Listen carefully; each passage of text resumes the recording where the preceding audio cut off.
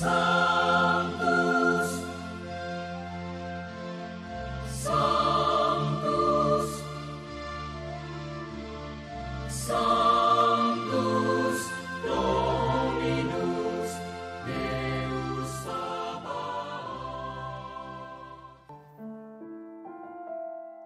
Bapak, Ibu, dan saudara-saudariku yang terkasih dalam Tuhan kita Yesus Kristus, salam sejahtera untuk kita semua.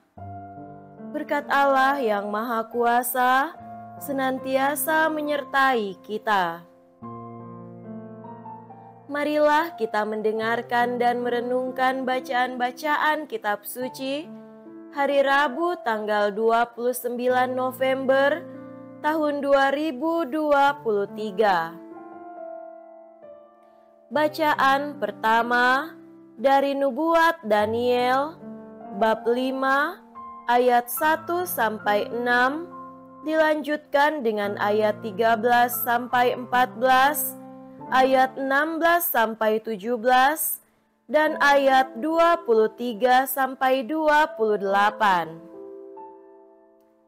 Sekali peristiwa, Raja Belsyazar mengadakan perjamuan besar untuk para pembesarnya, 1.000 orang jumlahnya. Di hadapan 1.000 orang itu, Raja minum anggur. Dalam kemabukan anggur, Belsyazar menitahkan orang mengambil perkakas emas dan perak yang telah dibawa oleh Nebukadnezar ayahnya dari dalam bait suci di Yerusalem. Sebab Belsyazar dan para pembesarnya, para istri dan gundik mereka ingin minum dari perkakas itu. Maka dibawalah perkakas emas dan perak yang dirampas dari bait suci rumah Allah di Yerusalem. Lalu raja dan para pembesarnya, para istri dan gundik mereka minum dari perkakas itu. Mereka minum anggur dan memuji-muji para dewa yang dari emas dan perak, tembaga, besi, kayu, dan batu. Pada waktu itu juga tampaklah jari-jari tangan manusia menulis pada kapur dinding istana raja di depan kaki Dian. Raja sendiri melihat punggung tangan yang sedang menulis itu. Maka raja menjadi pucat dan pikirannya menggelisahkan dia. Sendi-sendi pangkal pahanya menjadi lemas dan lututnya berantukan. Lalu dibawalah Daniel menghadap raja. Bertanyalah raja kepada Daniel, "Engkaukah Daniel, salah seorang buangan yang diangkut ayahku dari tanah Yehuda? Telah kudengar bahwa engkau penuh dengan roh para dewa dan memiliki kecerahan akal budi dan hikmat yang luar biasa. Aku pun telah mendengar bahwa engkau dapat memberikan makna dan dapat menguraikan kekusutan.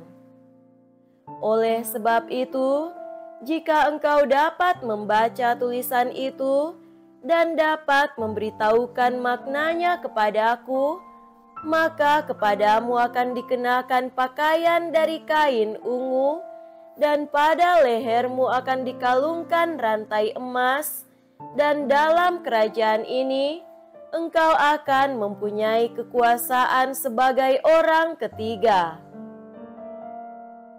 Kemudian Daniel menjawab raja, "Tak usahlah tuanku memberi hadiah. Berikanlah kepada orang lain saja. Namun demikian, aku akan membaca tulisan itu bagi tuanku dan memberitahukan maknanya. Tuanku telah menyombongkan diri terhadap yang berkuasa di surga. perkakas dari baitnya dibawa orang kepada tuanku. Lalu tuanku dan para pembesar, para istri dan para gundik tuanku telah minum anggur dari perkakas itu. Tuanku telah memuji-muji para dewa dari perak dan emas, dari tembaga, besi, kayu dan batu, yang tidak dapat melihat atau mendengar ataupun mengetahui. Tuanku tidak memuliakan Allah yang menggenggam nafas tuanku dan menentukan segala jalan tuanku. Sebab itu, ia memerintahkan punggung tangan itu dan dituliskanlah tulisan ini. Beginilah tulisan itu: Mene, Mene, Tekel, Urfasin. Dan beginilah makna perkataan itu. Mene artinya masa pemerintahan tuanku telah dihitung oleh Allah dan telah diakhiri. Tekel artinya tuanku telah ditimbang dengan neraca dan didapati terlalu ringan. Urfasin, kerajaan tuanku dipecah dan diberikan kepada orang Media dan Persia. Demikianlah sabda Tuhan. Syukur kepada Allah.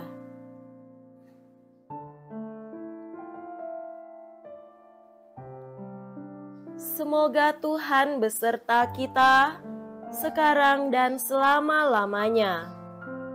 Inilah Injil suci menurut Lukas. Dimuliakanlah Tuhan. Injil Lukas bab 21 ayat 12 sampai 19. Pada waktu itu, Yesus berkata kepada murid-muridnya, "Akan datang harinya kalian ditangkap dan dianiaya. Karena namaku, kalian akan diserahkan ke rumah-rumah ibadat, dimasukkan ke dalam penjara, dan dihadapkan kepada raja-raja dan para penguasa. Hal itu akan menjadi kesempatan bagimu untuk bersaksi. Sebab itu, tetap teguhlah di dalam hatimu, jangan kalian memikirkan lebih dahulu pembelaanmu. Aku sendirilah yang akan memberi kalian kata-kata hikmat, sehingga kalian tak dapat ditentang atau dibantah lawan-lawanmu. Dan kalian akan diserahkan juga oleh orang tuamu, saudara-saudaramu, kaum keluargamu dan sahabat-sahabatmu, dan beberapa orang di antaramu akan dibunuh. Karena namaku kalian akan dibenci semua orang. Tetapi tidak sehelai pun rambut kepalamu akan hilang. Kalau kalian tetap bertahan, kalian akan memperoleh hidupmu."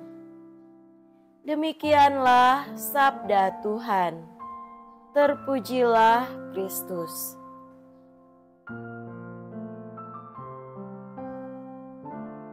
Saudara-saudariku yang terkasih dalam Tuhan kita Yesus Kristus, tema renungan kita pada hari ini adalah jika Tuhan menimbang hidupku.